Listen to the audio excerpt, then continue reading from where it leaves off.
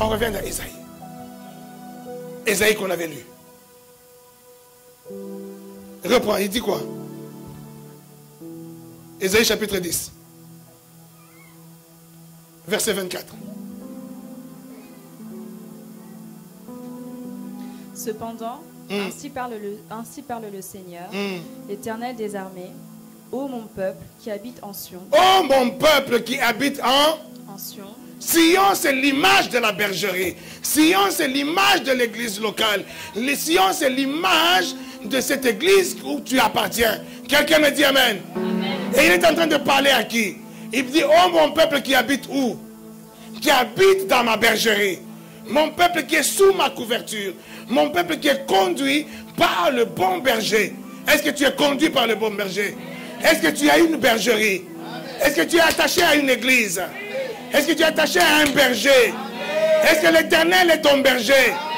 Et devant lui, il a mis un berger pour que tu puisses être dans Sion. Alléluia. Sion, c'est un territoire physique, mais ce Sion représente un territoire spirituel. Et c'est le territoire spirituel de ta vie. C'est prophétique ce qu'il est en train de dire. En disant, le prophète en parlant de Sion, en parlant de ceci, je dis qu'il est en train de parler de toi. Il dit, oh mon peuple qui habite dans ma bergerie. Oh mon peuple qui habite dans Sion. Oh mon peuple qui habite dans le Chébet. Dans la famille, dans la tribu.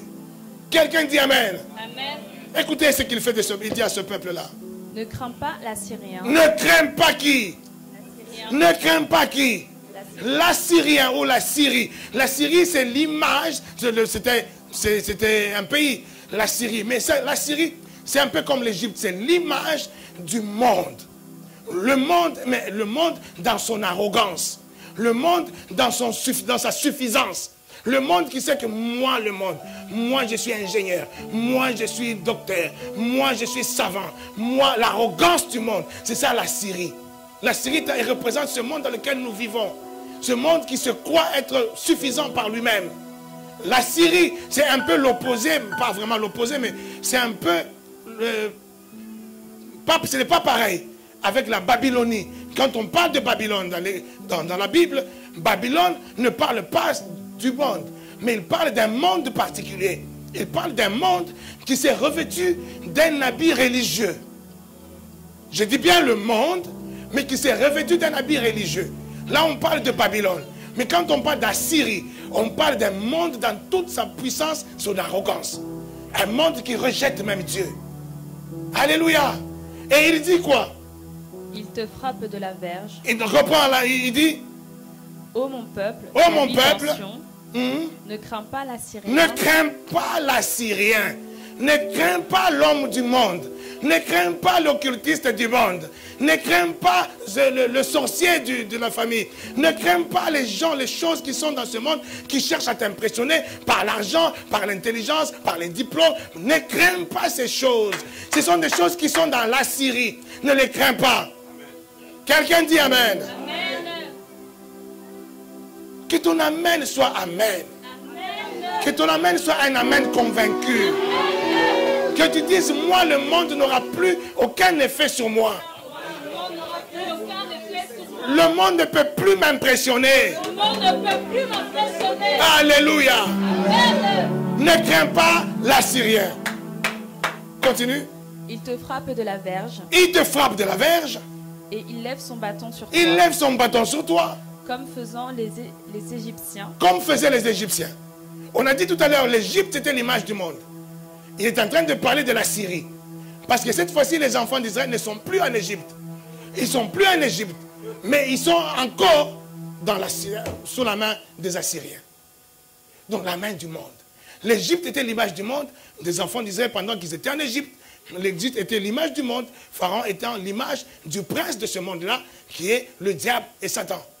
Ils sont sortis d'Égypte. Maintenant, ils sont encore sous l'emprise des Assyriens.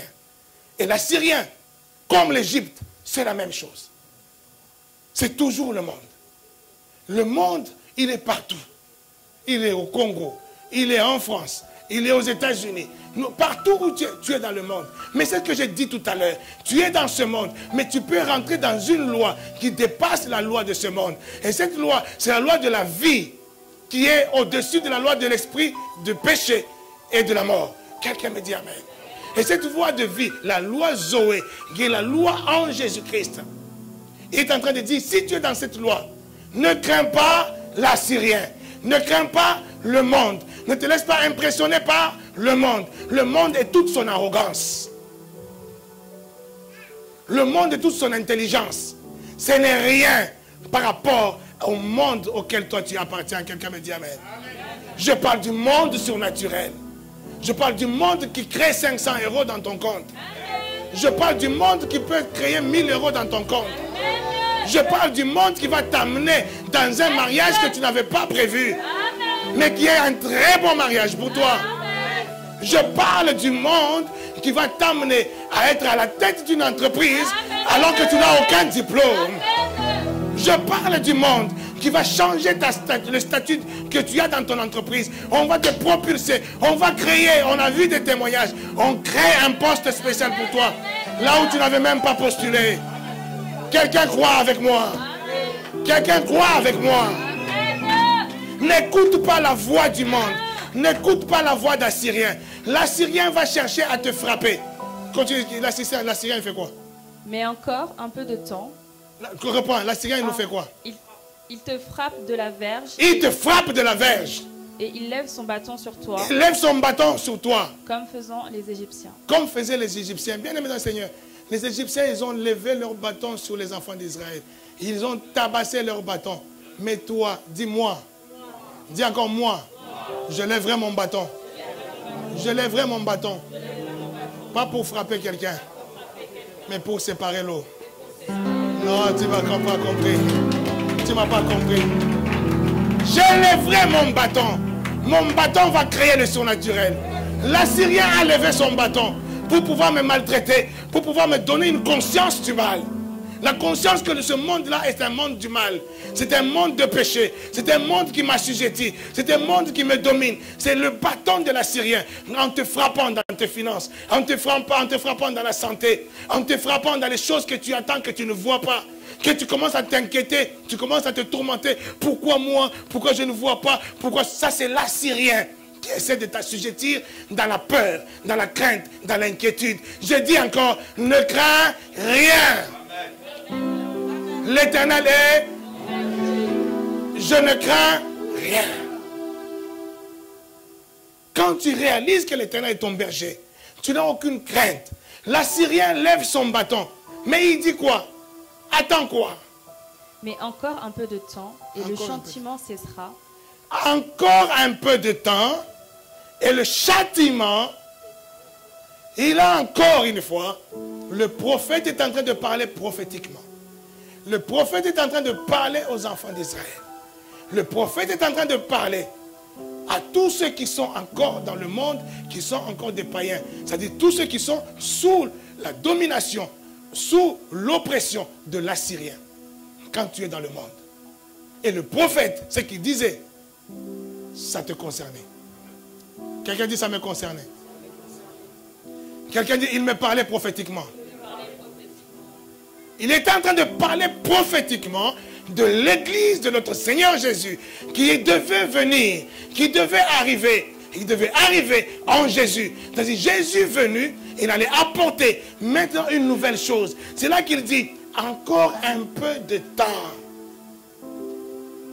Il dit l'Assyrien, il t'assujettit. L'Assyrien, il lève son bâton contre toi. Mais sois patient. Il parle aux enfants d'Israël. Il parle au monde païen. Il parle à ces gens-là avant que Jésus ne vienne. Il dit encore un peu de temps. Et après quoi? Le châtiment cessera. Le châtiment? Mais pourquoi le châtiment cessera? Parce que le monde sera mis en défaut. Parce que le monde qui est en train de se châtier, au lieu que ce châtiment-là tombe sur toi, Jésus viendra faire quoi? Il viendra, il met son manteau, il te couvre de son manteau pour que le châtiment tombe sur lui. Et toi maintenant, tu es hors de portée du châtiment de ce monde. Et quand tu n'as pas compris. Tu n'as pas compris. Je dis, Jésus est venu. La Bible dit que le châtiment qui était prévu sur moi est tombé sur... Le châtiment qui était prévu sur toi est tombé sur qui? Sur Jésus. C'est ce châtiment que le monde, que l'Assyrien, il t'affligeait dans le monde, ce châtiment est tombé sur Jésus. Et comme il est tombé sur Jésus, Jésus, il devient maintenant ta couverture. Il dit, le châtiment tombe sur toi pour que toi, tu ne puisses pas être châtié. La pauvreté est tombée sur lui pour que toi, tu ne puisses pas être esclave de la pauvreté. La maladie est tombée sur lui pour que toi, tu ne puisses pas être esclave de... Non, tu n'as pas encore compris. Je ne sais pas si les enfants de Dieu comprennent. Je veux que tu réalises cela. Le prophète parlait prophétiquement. Il était en train de parler de toi. Il n'était même pas en train de parler des enfants d'Israël. Il le parle à eux. Mais eux, c'était aussi une image de ce que nous sommes. Est-ce que vous savez que les enfants d'Israël, c'était notre image? C'était notre ombre. C'est ton ombre qui... Donc, ça dit, Élie, là, c'était mon ombre. Ézéchiel, là, c'était mon ombre. Est-ce que tu sais ça? C'était l'ombre des choses. C'est ce que Colossiens dit, Colossiens 2, verset 16. Il dit, toutes ces choses, c'était l'ombre des choses. Mais la véritable chose, elle était en quoi? Reprends, Colossiens 2. Reprends à partir du verset 15. Je veux que tu saisisses, bien-aimé dans le Seigneur. Nous sommes en marche vers le surnaturel. Et le surnaturel n'est pas loin de toi. Le surnaturel est en toi. Il a dépouillé les dominations. Il a dépouillé les dominations. Et les autorités. Les autorités. Et les a livrées publiquement. Et il les a livrées publiquement en spectacle. En triomphant d'elle par la croix. Et il a triomphé d'elle à la croix. Continue. Que personne donc ne vous juge au sujet du manger ou du boire. Écoutez, écoutez. Qui a dépouillé? Qui a dominé? Qui a gagné la bataille? Mais il dit que personne donc ne vous juge vous.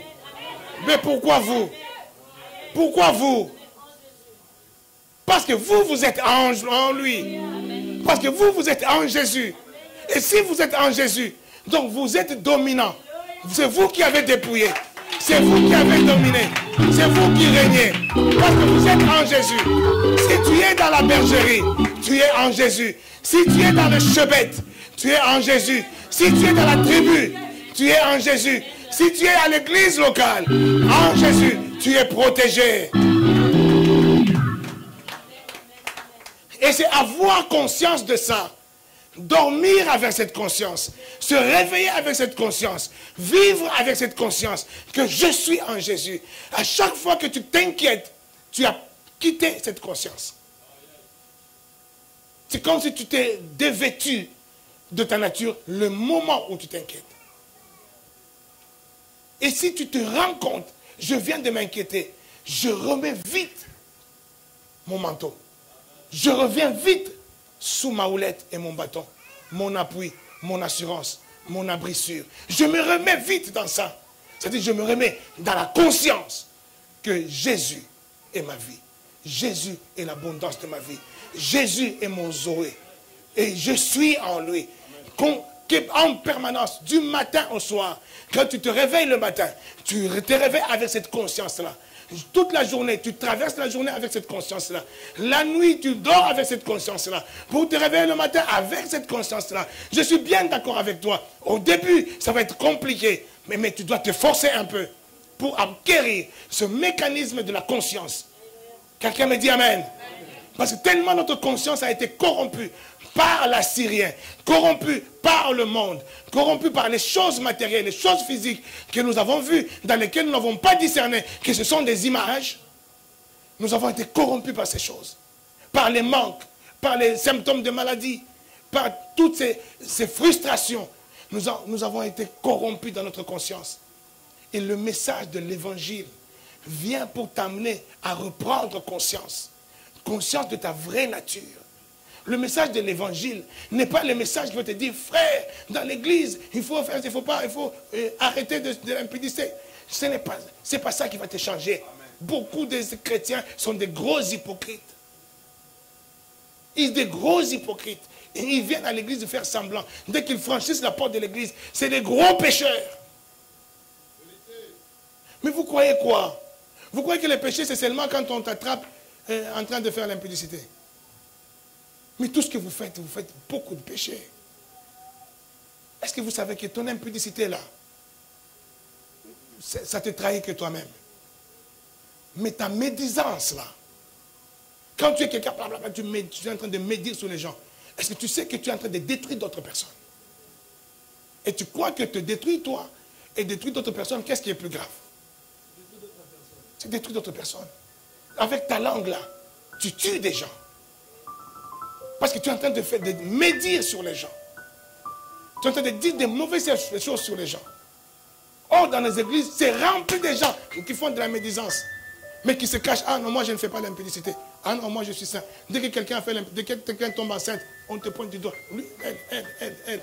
Mais non, moi non. Mais la médisante, c'est toi. Celle qui est tout le temps en train de parler du mal, c'est toi. Mais tu penses que ce que toi tu fais n'est pas un péché. Mais celle qui est tombée enceinte, c'est elle qui est tombée dans le péché. Mais tu te trompes toi-même. Tu ne trompes pas Dieu. Tu ne trompes même pas le diable. Parce que même le diable, il le sait. Que toi, tu commets même pire. Parce que tu es en train de détruire le corps de Christ. Quand tu es en train de médire, de dire du mal de ton frère, de dire du mal de ta soeur, tu es en train de la détruire. Détruire sa réputation. Tu fais fuir même les gens de l'église. Et quand tu fais cela, et tu crois que non, parce que moi je ne tombe pas en impudicité, donc je n'ai rien fait. Mais tu as fait pire que celui qui est tombé en impudicité. Alléluia. Vous voyez comment le diable il nous trompe sur des bêtises. Sortons dans ces bassesses. Sortons de ces bassesses-là. Rentre dans ta vie Zoé. Rentre dans ta vie surnaturelle. Si tu marches dans le surnaturel, bien aimé dans le Seigneur, tu vas avoir une vie abondante. Est-ce que si tu as une vie abondante, aujourd'hui, tu as besoin de 1000 euros, les 1000 euros ne manquent pas. Est-ce que tu vas les voler? Est-ce que tu vas les voler? Tu ne vas pas les voler parce que tu l'as. Aujourd'hui, si tu es dans ton mariage, est-ce que tu vas les tomber? Mais à moins que tu sois vraiment quelqu'un de maudit. Hein, que tu es déjà marié et puis tu vas chercher ailleurs. Ça, c'est ton problème. La malédiction là, viens seulement et puis tu vas confesser et puis on va prier pour toi. Amen. Mais si tu es dans ton mariage, tu es heureux dans ton mariage. Ton mariage, tu l'as consacré à Dieu. Tu le donnes à Dieu. Tu comprends que mon mariage, c'est Dieu. Est-ce que tu vas tomber encore? Alors, si moi, je t'amène, qu'est-ce que tu préfères? Que je vienne tous les dimanches ici te rappeler, frère, ne tombe pas en impudicité. Ou alors que je vienne tous les dimanches ici te dire, ma soeur, reçois ton mariage. Qu'est-ce qui est mieux? Que je vienne te rappeler ton péché, ou que je vienne te donner la chose qui va t'empêcher finalement de tomber dans le péché. Qu'est-ce que tu préfères? Qu'est-ce que tu préfères? Que je vienne te rappeler que tu n'es qu'un fauché? Frère, tu n'es qu'un fauché. Frère, toi tu n'es qu'un pauvre. Et la pauvreté, c'est la vertu de Dieu. Les pauvres hériteront le royaume des cieux. Tu veux que je vienne t'annoncer ça tous les dimanches? Pour que quand tu sortiras d'ici, tu fasses ton hypocrisie, tu vas courir partout, tu vas escroquer tout le monde pour avoir de quoi manger. Ou tu veux que tous les dimanches ici, je puisse déclencher la vie Zoé en toi, la vie surnaturelle en toi, qui va t'amener à ne manquer de rien. Quelqu'un me dit Amen. Qu'est-ce que tu préfères? C'est alors que tu vas entendre des gens qui sont en train de prêcher. Oh non, ils prêchent l'évangile de la prospérité. Cet évangile détruit l'église. Mais c'est l'évangile de la condamnation qui détruit l'église. Ce n'est pas l'évangile de la prospérité. Parce que notre vie, c'est une vie prospère. La vie Zoé, c'est une vie en abondance. Une vie prospère. Quelqu'un me dit Amen. Sortez de ces histoires qu'on vous raconte, qu'on vous prêche contre la prospérité. Ce sont des bêtises, ce sont des mensonges. Parce que Jésus lui-même, il est la prospérité. En Jésus, tu es prospère. Et la chose qui va t'amener à quitter toutes ces choses-là qui sont en train de te pointer du doigt. Et en vrai, ils font quoi? Ils sont en train de pointer du doigt la plaie que tu as. Que tu as une plaie. Ah, regarde là, tu as une plaie. Ah ben, c'est bien. J'ai une plaie. Ok. Et après? Et après? Si tu ne me dis pas, pour guérir la plaie. Elle, tu me fais quoi? Tu ne fais que venir me pointer, regarde ta plaie. Regarde ta plaie. Mais tu ne me guéris pas. Bon, si tu veux que tu guéris comment? En disant, guéris ta plaie. Hein? Tu me guéris comment en disant, c'est pas bien d'avoir la plaie. Est-ce que c'est une solution? Frère, fuis l'impudicité. D'accord, j'ai fui l'impudicité, mais comment? Oui, fuis l'impudicité. Oui, mais comment? Ah non, parce que l'impudicité va t'amener en enfer. Oui, je suis d'accord, mais comment j'ai fui l'impudicité? Non, parce que l'impudicité, ce n'est pas pour les enfants de Dieu. Oui, d'accord, je suis bien d'accord. Mais je le fuis comment? Alléluia. Est-ce que quelqu'un est d'accord avec moi? Je le fuis comment? Si je suis dans l'impudicité, mon frère, c'est parce que je n'ai pas de mariage. Est-ce que tu peux me donner le mariage? Si je te donne le mariage, tu as fui l'impudicité. Oui ou non? Oui ou non? Alors tu préfères quoi? Que je te rappelle tous les jours, fuis l'impudicité, et que l'impudicité va t'amener en enfer, l'impudicité va t'amener je ne sais pas où, ou que je vienne tous les jours te motiver, t'encourager pour que tu puisses libérer le surnaturel et que tu puisses avoir ton mariage. Et une fois que tu auras ton mariage, tu n'auras plus de problème avec l'impudicité. Oui ou non? C'est ça l'évangile de la prospérité. Quand vous entendez, oh, évangile, c'est ça l'évangile de la prospérité. Quand Paul, l'apôtre Paul dit, il prie pour les enfants, il prie pour l'église. Éphésiens 1, au verset 8. Comment il prie? Regardez, ça c'est notre modèle de prière. Que Dieu a répandu abondamment sur nous par toute espèce de sagesse et d'intelligence. Éphésiens 1, verset. Non, Éphésiens 2, verset 8, je pense. C'est ça. Non, je me suis paumé. Attends, je vais chercher. Attends, je vais chercher. Éphésiens 2. Non, c'est Éphésiens, c'est Philippiens. Qu'il illumine les yeux de mon cœur, les yeux de ton cœur.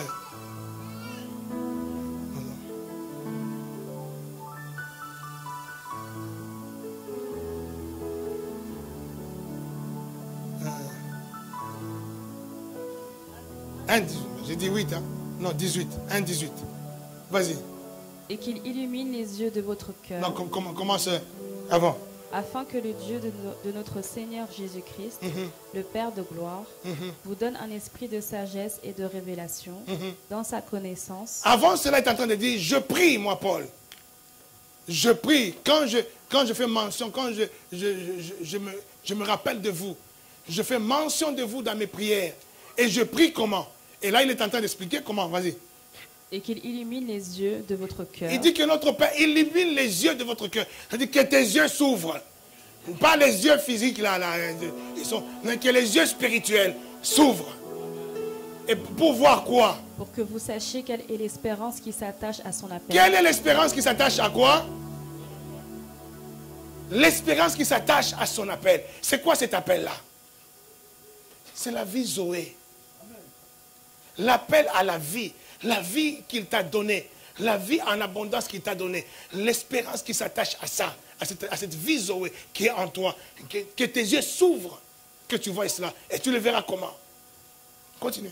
Quelle est la richesse de la gloire de son Quelle est la richesse? De quoi? De sa gloire. De sa gloire. Est-ce qu'il dit non, que tu vois les péchés autour de toi, que tu vois les péchés dans lesquels tu vis, et que tu quittes ça, que tu vois l'impudicité et que tu fuis l'impudicité et que tu vois les sorciers de ta famille pour que tu puisses les balancer des feux, des javelots, pour que tu vois les occultistes du coin qui te bloquent. Est-ce qu'il parle de ça? Il dit que tes yeux s'ouvrent pour faire quoi? Pour faire quoi? Pour voir l'espérance à laquelle est attaché quoi? Ton appel, ta vie. Quelle est la richesse? De sa gloire, de son héritage. Quelle est la richesse? Mais comment veux-tu voir la richesse si je ne te parle pas de cette richesse? Comment veux-tu voir si je ne te parle pas de ça? Parce qu'on va te dire c'est l'évangile de prospérité. Comment peux-tu voir ça? Parce que si j'ose parler de ça, il prêche l'évangile de prospérité. Mais Paul est en train de dire, si moi je dois prier pour vous, voilà comment je prie. Que Dieu vous ouvre les yeux, que vous puissiez voir l'étendue de sa richesse. Continue. Quelle est la richesse de la gloire de son héritage qu'il réserve aux saints, et quelle est envers nous qui croyons l'infinie grandeur de sa puissance, se manifestant avec efficacité par la vertu de sa force. Alléluia. Quelqu'un peut acclamer cette parole. Il parle encore une fois de la vie Zoé. Une vie en abondance. Que tu vois la richesse de sa gloire dans ta vie. Je dis que cela soit ton partage. Je dis que cela soit pour toi. Ton amen est timide. Reçois cela, mon fils. Reçois un contrat. Je libère un contrat dans ta vie. Meilleur que le contrat que tu avais jusque-là. Et tu viendras témoigner cela.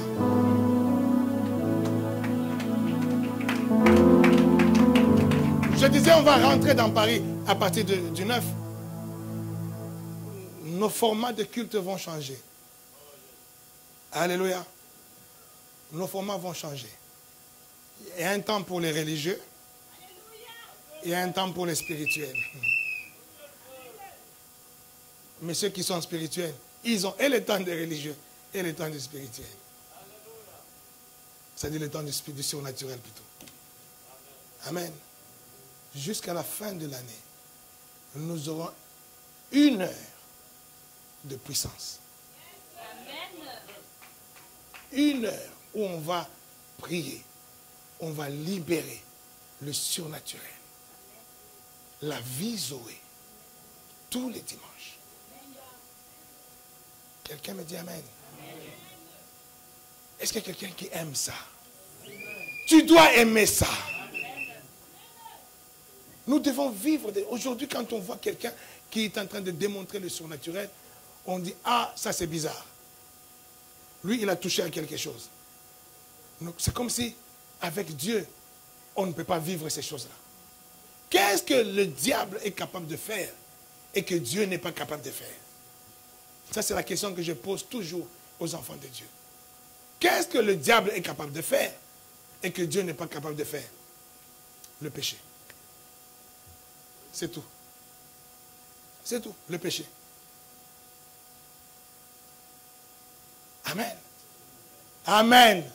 Si le diable est capable de donner quelqu'un, vous savez quand les gens vont chez les marabouts, ils vont chez tous ces gens-là, hein, qui,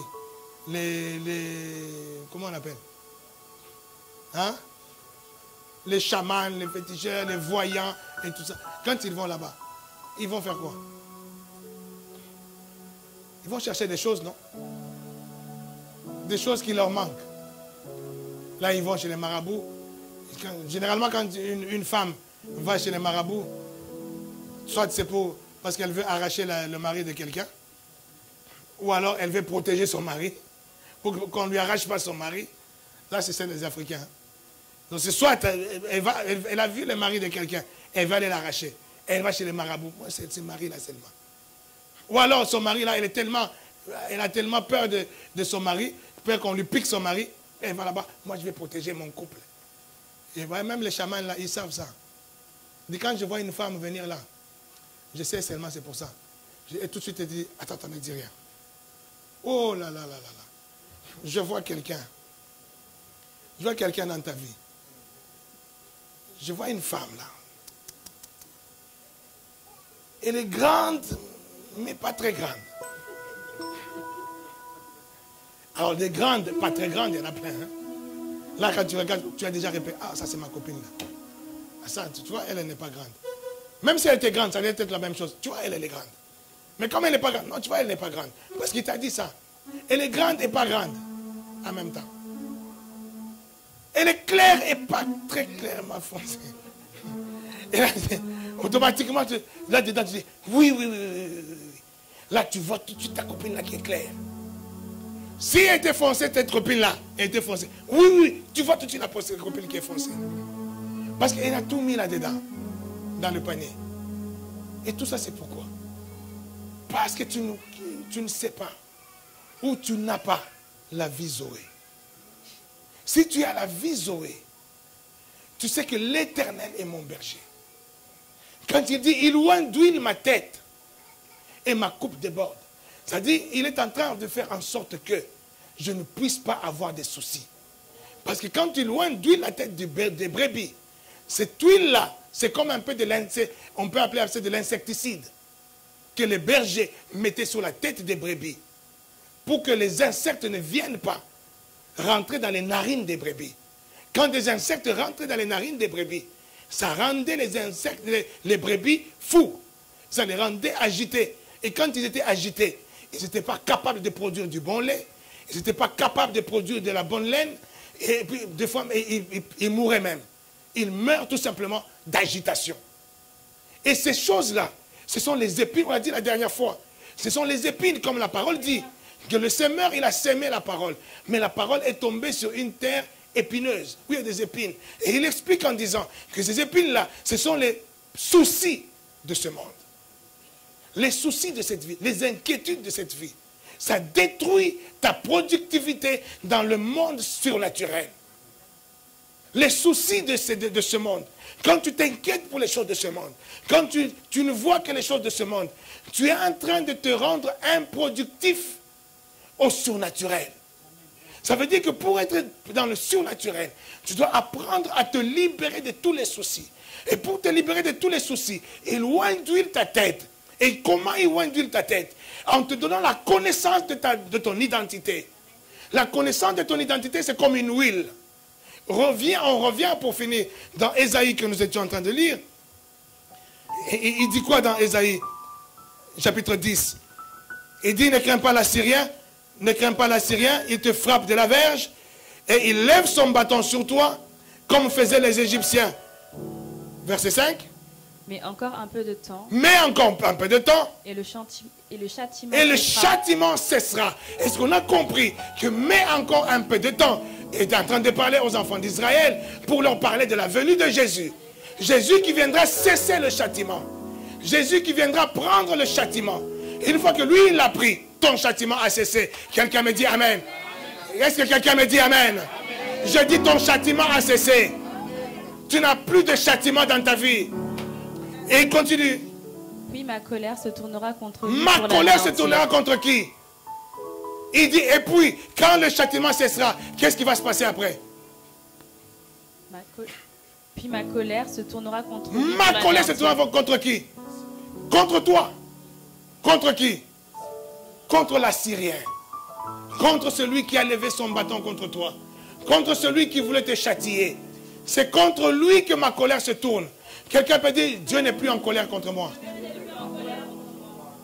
Il n'est plus en colère contre toi. Il y a des gens qui disent, frère, Dieu est fâché contre toi. Frère, tu as fait ceci, Dieu est fâché contre toi. Il dit, Dieu n'est pas fâché contre moi.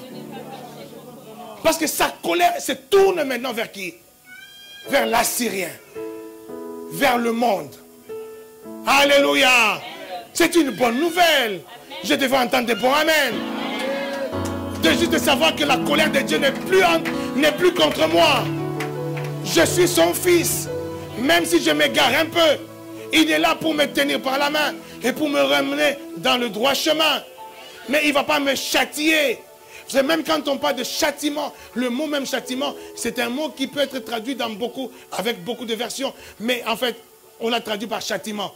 Il y a le châtiment de punition. Il y a le châtiment de correction. Il y a le châtiment de condamnation. Mais tout ça, quand tu lis dans la Bible en français, on parle de châtiment.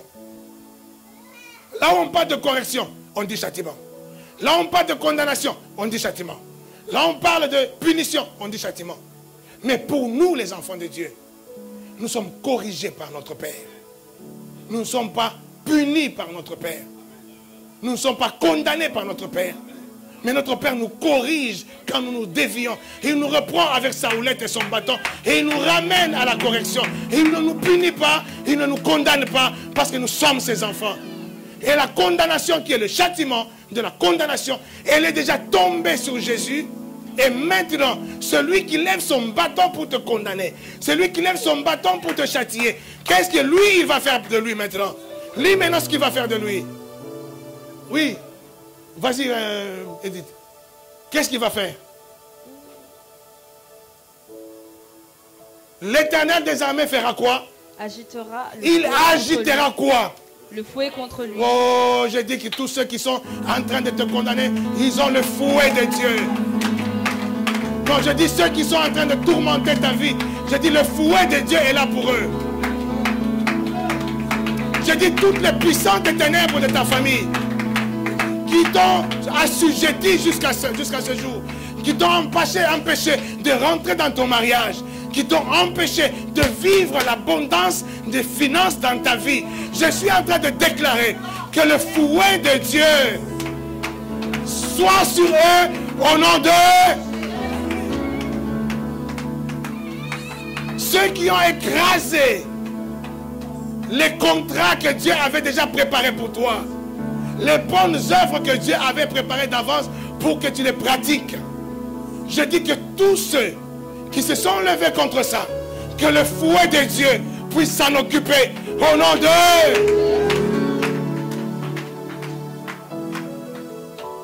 Comme il a fait quoi?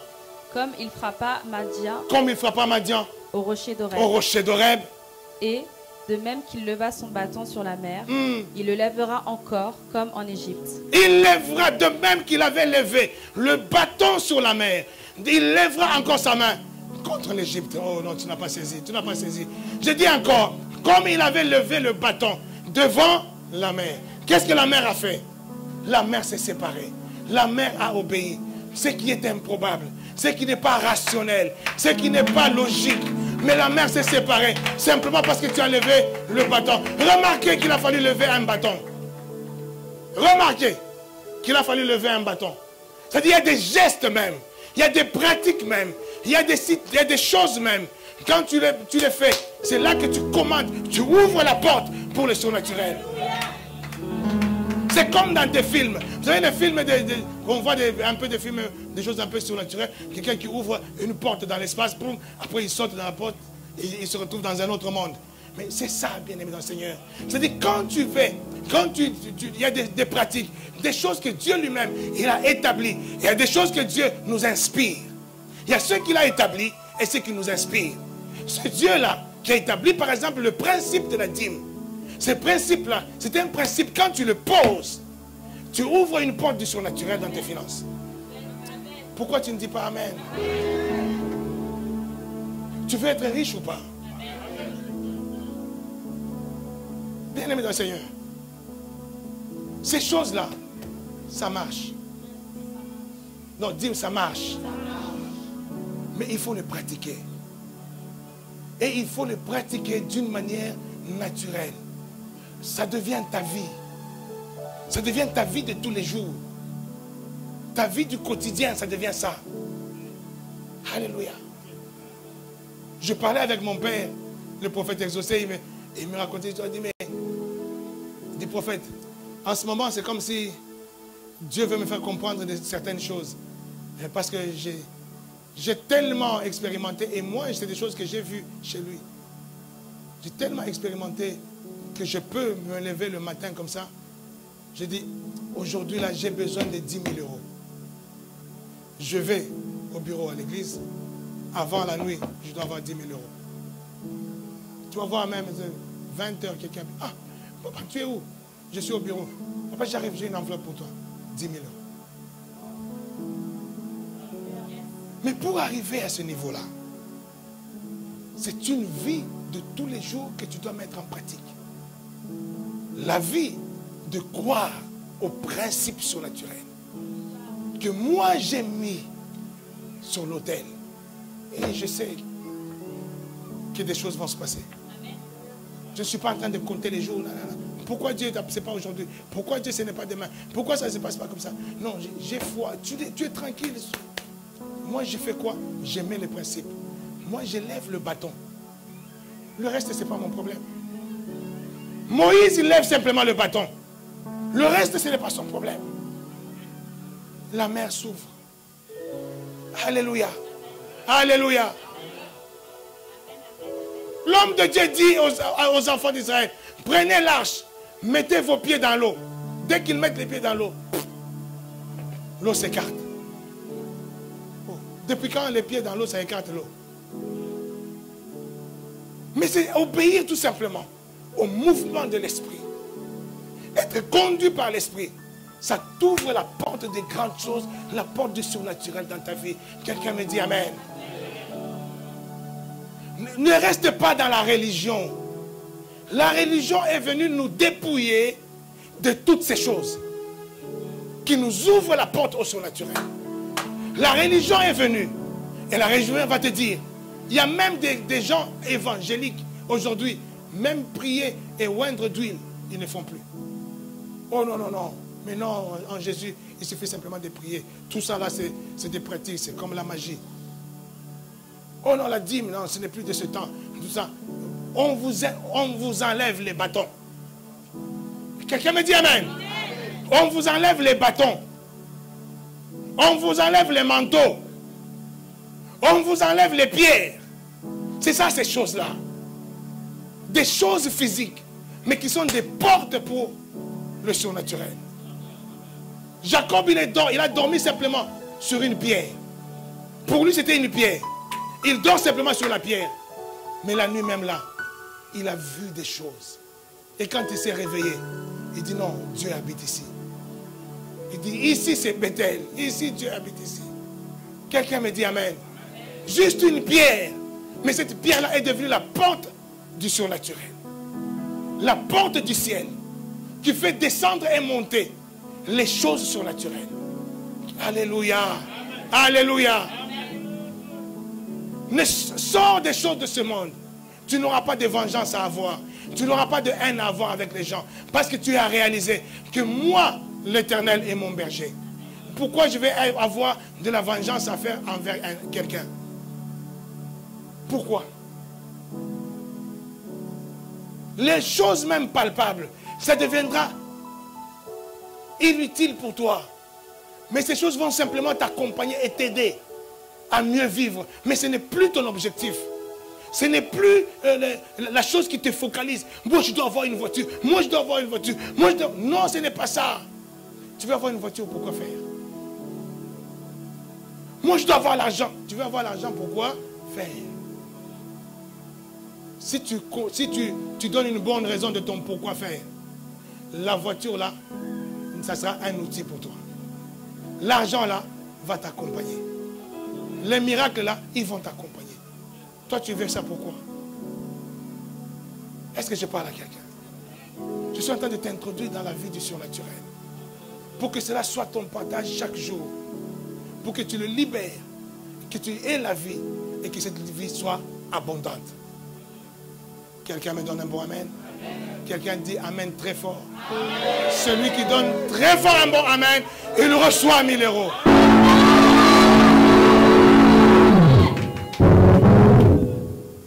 Je ne blague pas. Je ne blague pas. Parce que je veux que tu reçoives cela. Et quand tu recevras cela, que tu saches d'où ça vient. Que tu saches la source. Et que tu respectes la source. Amen. Je dis bien que tu respectes la source. Beaucoup n'honorent pas la source, mais ils honorent le canal. Hein? Tu arrives chez toi, là, tu prends ton mouchoir, là, tu es en train de caresser ton interrupteur et ton compteur d'électricité. Ah, compteur, tu es beau. Est-ce qu'il va te donner l'électricité? Si là, EDF, il coupe là, tu n'as qu'à nettoyer l'interrupteur comme tu veux. Mais si EDF, il coupe, tu vas avoir l'électricité. Alors, au lieu de t'acharner à nettoyer le compteur, nettoie la source. Vois avec EDF. Tu ne manqueras pas d'électricité. Quelqu'un me dit amen.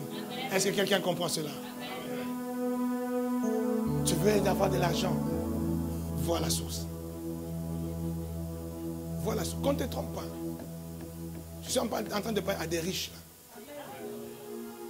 Qu'on ne te trompe pas. Qu'ils te critiquent, laisse-les. Est-ce que c'est leur argent? Laisse-les.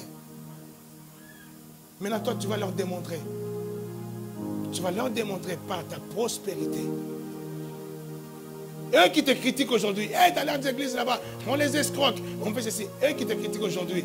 Si toi, tu comprends, tu restes dans le surnaturel et dans les principes spirituels qui t'amènent dans le surnaturel, au travers des choses matérielles qui sont des portes pour les surnaturels. Si tu restes dedans, les mêmes qui te critiquent aujourd'hui, dans vos églises là, c'est eux qui viendront te dire, est-ce que tu peux me donner? Est-ce que tu peux m'aider? Je suis en train de parler de quelqu'un. Non, est-ce que je parle de toi? Est-ce que je parle de toi? cette année de jubilé du prophète, tous ceux qui sont dans la bergerie du prophète bénéficient de la grâce du prophète. Je dis que c'est toi qui vas recevoir. Je sens même le surnaturel s'est déclenché. Je le sens. C'est-à-dire, je dormais déjà, moi-même, je n'arrivais même pas à parler, je n'arrivais même pas à prier. Parce que je sentais ces choses en train de se produire.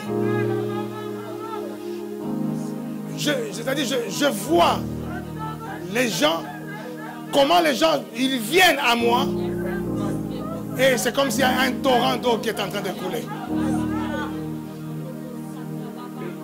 Je dis, quelqu'un saisit cette pensée. Vous savez, Dieu est tellement bon, Dieu est tellement merveilleux, qu'il nous a amenés dans le psaume 23. Ça fait un mois qu'on est en train de parler de ce psaume. L'Éternel est mon berger, je ne manquerai de rien. Il nous a amenés petit à petit à réaliser que si tu rentres dans la tribu, le chebet de celui qui a la cruche d'eau, tu ne manqueras pas d'eau. Tu rentres dans le chebet de celui qui a quelque chose à donner, tu vivras la chose. Et je te parle de celui qui est en train de traverser ce qu'on appelle le jubilé. Le jubilé, c'est ce qu'on est en train de dire à quelqu'un, qu'il reprenne toute sa propriété. Tout ce que tu avais perdu, tu le reprends au jubilé. Tu étais fauché. À l'année du jubilé, on te remet ton terrain. On t'avait saisi des maisons. À l'année du jubilé, on te remet ta maison. Tu étais esclave. L'année du jubilé, tu deviens libre.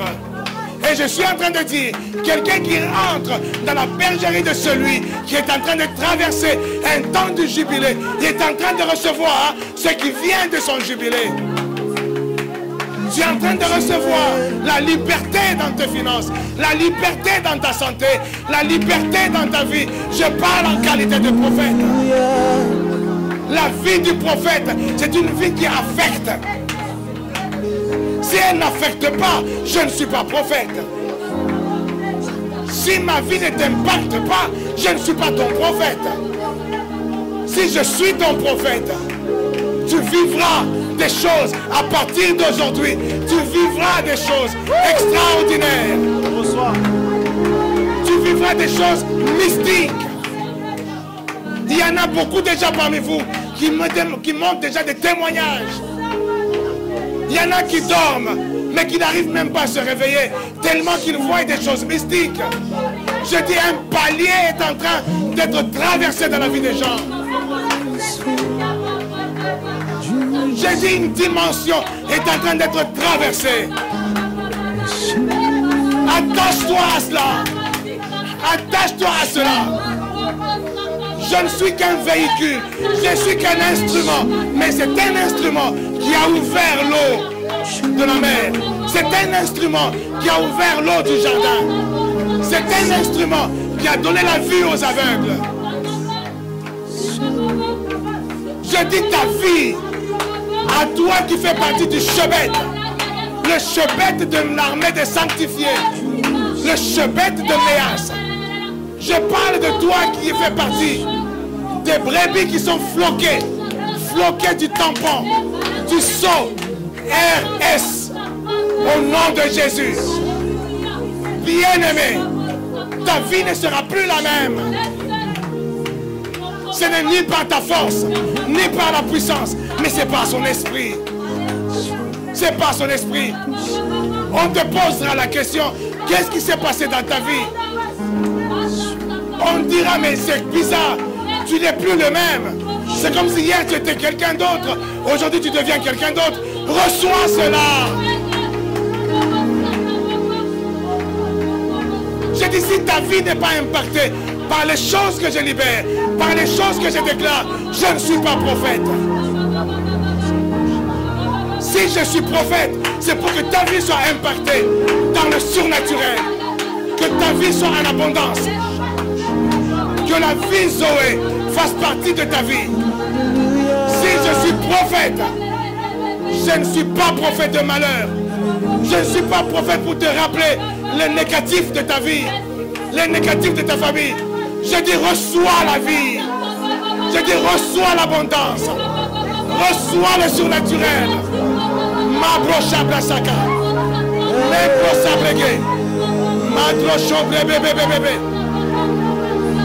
Mes brebis entendent ma voix et ils me suivent. Je parle à tous mes brebis. Les brebis qui ne sont jamais venus ici, mais qui sont les brebis que le Père a préparées. Les brebis qui sont venues, mais qui ont été volées, égarées. Je dis que ma voix te touche. Ma voix est en train de te toucher. Ma voix est en train de te rappeler. Ma voix est en train de te ramener. Parce que tu dois vivre aussi. Tu dois expérimenter aussi le surnaturel. La vie Zoé. La vie en abondance. Le Père, je te donne cela. Reçois cela. Reçois cela.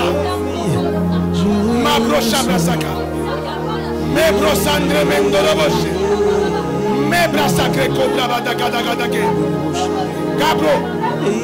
Dans cette maison, il n'y a plus de femmes stériles. Il n'y a plus de femmes qui avortent. Il y a l'abondance de vie. Reçois pour toi. Ma brosa braga brasa kablaki. Reposambre mendre meseke. Ma greche bregue. Toutes les maladies trouvent le sang de Jésus dans cette bergerie. Dans cette bergerie, toute maladie trouve le sang de Jésus. Reçois cela. Reçois encore. Dans cette maison, on ne demandera plus la question de dire est-ce qu'il y a quelqu'un qui est malade? Parce que vous avez la santé. Je dis vous avez la santé. Sois concentré, sois connecté à toi-même. Je suis en train de libérer maintenant. Je suis en train de libérer maintenant. Oh Dieu. Mon Dieu. Mon Dieu. Mon Dieu. La saison s'ouvre. Mandra Chabra Sakapo. La saison du surnaturel. La saison du jubilé s'ouvre. Au nom de Jésus. Au nom de Jésus. Que cette saison soit pour toi. La saison là c'est pour toi. Mambra Chabra Sabra. Ce que tu as perdu. Je dis tu as perdu quelque chose. Je suis en train de voir quelqu'un qui a perdu son mariage. Qui a perdu son mari. Tu reçois. Oh yes. Oh, Dieu ramène ton mari. Dieu ramène ton mari. Dieu, oh reçois. Ma prochaine brasaka. Me blosabre. La blotique kraboshekebe. Ripo sabra kabashaka. Mon Dieu. Mon Dieu. Mon Dieu. Le Dieu de mes pères. Le Dieu du surnaturel. Le Dieu du Chebet. Le Dieu de Méas. Mon Dieu. Quiconque foulera les pieds en ce lieu. Quiconque foulera les pieds dans Méas. Je parle d'un lieu spirituel. Si Méas se trouve dans un parc, je parle de ce lieu-là. Si Méas se trouve dans une salle, je parle de ce lieu-là. Si Méas se trouve dans une prairie, je parle de ce lieu-là. Quiconque foulera ses pieds dans Méas. Que le surnaturel soit ton partage. Que l'abondance soit en toi. Sois le témoin. Sois le témoin.